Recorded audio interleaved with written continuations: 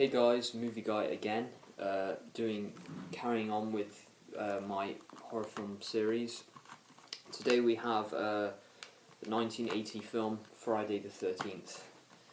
This was directed by Sean S. Cunningham, who I think before this made films like Last House on the Left with Wes Craven. I don't know if he made any other big films before this, apart from, well, Last House on the Left wasn't really a big film at the time, but known as quite a big exploitation film. But anyway, Friday the 13th, I hadn't actually seen this film before, only till recently. I'd known about it. I know all the, about all the stuff that Jason's not actually in it. If you don't know that, I'd seen bits of it before, but it was only recently until I watched the film all the way through. And actually, guys, I actually have my own Jason mask.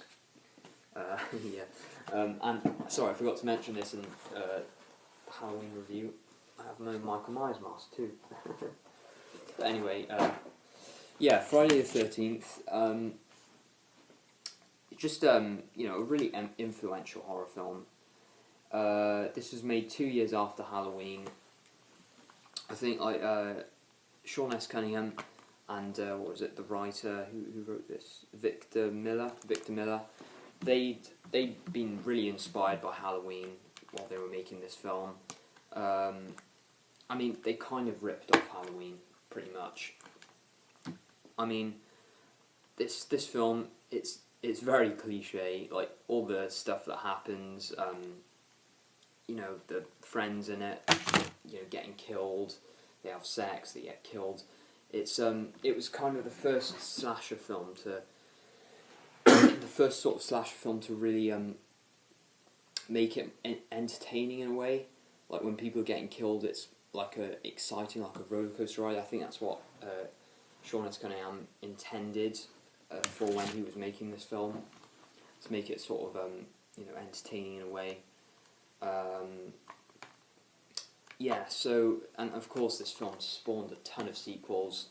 I don't think they really intended to make more Friday the 13th films after this, but of course they did. And as you know, if you've seen this film, of course Jason isn't in this film. He doesn't come into it till the second film. It's actually, well, if you haven't seen this film, it's actually his mother who commits the murders in this film, Pamela Voorhees, played by, is it Betsy Baker? And, she only comes into the last 10 minutes of the film, and I think the scenes she's in at the end, I think they're really creepy, really well done. And the heroine of the film, what's her name? Adrienne King, who plays Alice. She's the heroine of the film, the final girl, and she's pretty good.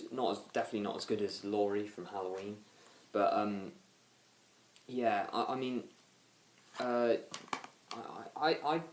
really enjoyed this film. Lots of people think this isn't the best Friday the 13th film of the franchise. I haven't really seen any of the other Friday the 13th films. I've seen a bit of Part 2. I just recently saw Part 3, but I haven't seen any of the other ones. But yeah, this was just kind of the first. Halloween was really the first slasher film to come out, but then Friday the 13th came out, and this kind of started. This was the first slasher to start making horror films on a sort of blockbuster scale. Also, before this film came out, I saw there's a special feature. There's a documentary on DVD saying that Sean S. Cunningham, he thought of the title Friday the 13th, and he thought we could market that as being a horror film. But then they didn't even have a script for the film. They already advertised the film before they actually wrote a script for the film. So I think the production was a bit rushed, and you can kind of tell, really. But yeah, it was.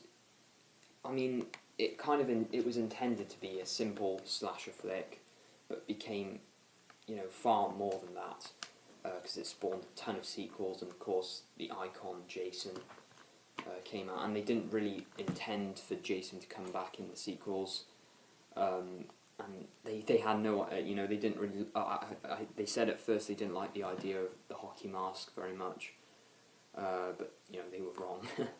And of course, you know, Kevin Bacon's in this film, who plays one of the friends, and if you don't know his death scene, probably one of the best death scenes in any Friday the 13th film, where he's like lying in bed smoking, a hand grabs him from under the bed, and like a spear comes out through his neck. Very graphic and gory. I mean, oh sorry, of course you can't review this film without mentioning the makeup effects by Tom Savini. Just really, really good makeup effects in this film. Very well done. Yeah, I don't think this film would have been what it is without Tom Savini. It's just, yeah.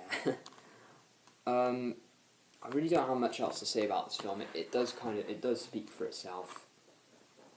I think some of the acting is a little bit off. There's this one actress in it. She's this.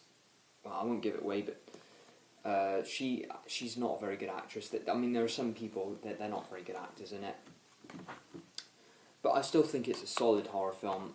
Still very good. Of course, you know, there's the whole POV of the killer thing. It's like this sort of whole thing, like, who's the killer? Then we find out at the end it's Mrs. Voorhees. And of course, the ending. I mean, for any of you who haven't seen this film, you should probably cover your ears now. But the ending is really, really, you know, it gives you it's a big shock at the ending. I think I heard, like, when this film was released in cinemas, everyone jumped out of their seats. Basically, when Alice she's on Camp Crystal Lake, and she's on this canoe, and you think everything's okay, and then Jason suddenly jumps out the water and grabs her. A really, really creepy scene. You know, quite. I'm sure, like, when it first came out, that shocked a lot of people when they watched it. But yeah, this film it's very gory. Yeah? Yeah? Yeah, okay. Sorry.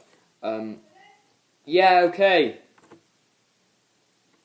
Sorry about that, guys. Yeah, it's just, yeah. I really, don't have much else to say about it. It's a classic horror film. It sets up all of those kind of blockbuster slashers to come out later on in the 80s. So yeah, I'm going to give this film 4.5 out of 5 stars.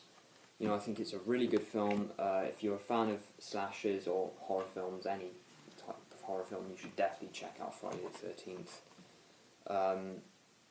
Yeah, I mean, it's not as good as Texas Chainsaw or Halloween, but I still think it's a very good flick, you know. Just, yeah, a very good film. So, thanks for watching, guys, and I will see you in the next review for Nightmare on Elm Street.